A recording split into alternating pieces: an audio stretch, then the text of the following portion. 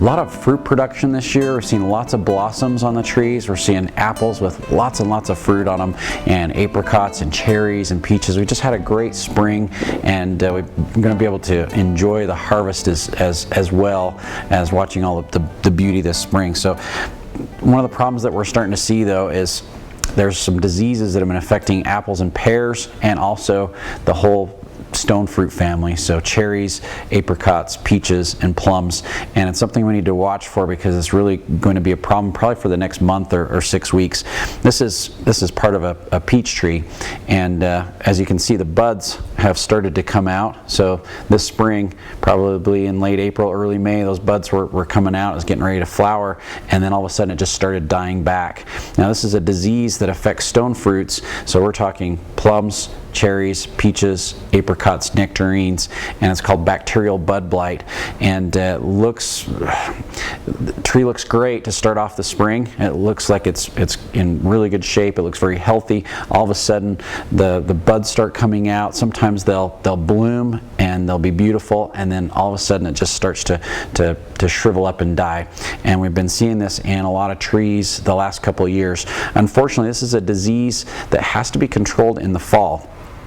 So if any of your stone fruits start to do this, you want to get out there with your pruner and prune off the parts that have been affected, but you want to go back about 6 to 8 inches from the last visible damage, since it's a bacterial disease, and once it gets into the tree, it'll just continue to spread its way back through the tree, killing more parts out. So make sure and prune it back 4 to 6 to 8 inches past the last visible damage.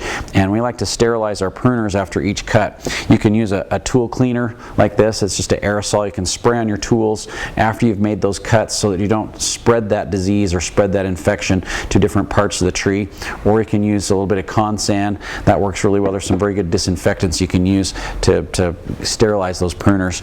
But what you really need to do to control it is, after you've pruned that all out, spray it with a little bit of copper soap or copper sulfate.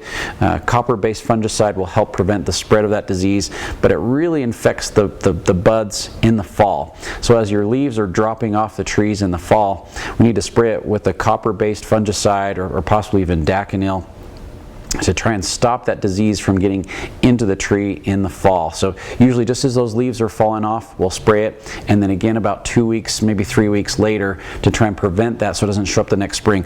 Once you start to see this, it's almost too late, and it's very difficult to control, and you basically just have to prune the parts out of your tree that don't look very good.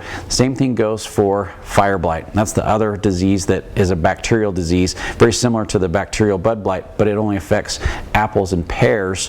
But it does affect crab apples and flowering pears and hawthorns and mountain ash as well too. So there's a lot of trees that it can affect. But for your fruit trees, it's apples and pears mainly.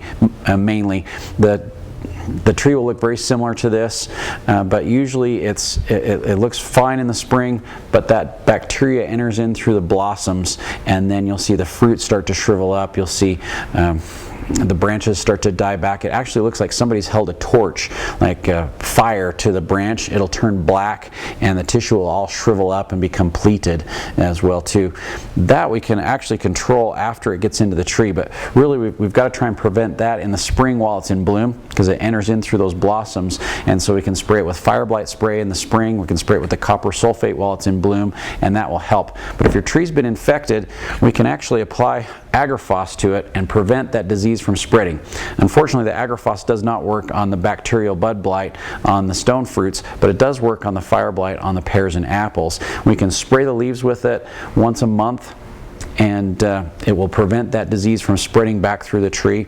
But you can also apply it to the trunk, and so you can mix this up about 50-50 with water. You can apply it to the trunk from the ground up about 5 feet, and it'll absorb it in through the trunk, run it through the circulatory system of the tree, and prevent the fire blight bacteria from spreading farther through the tree. So this is the only thing that's out there that will actually work on fire blight after the tree's been infected, other than pruning it out. So you can do the same thing with your trees that have been damaged. If this were fire blight and was on my apple tree, you can go in and you can prune that off with your pruners. Make sure and go 6 to 8 inches back from the last visible damage, make that cut, and then sterilize your pruners afterwards so you don't spread that, because you can get that on your pruners and spread it from part to part. So make sure and sterilize those pruners between each cut. So despite the beauty this spring, we've got some diseases that are really starting to show up, and it's important to be aware of what you're looking at.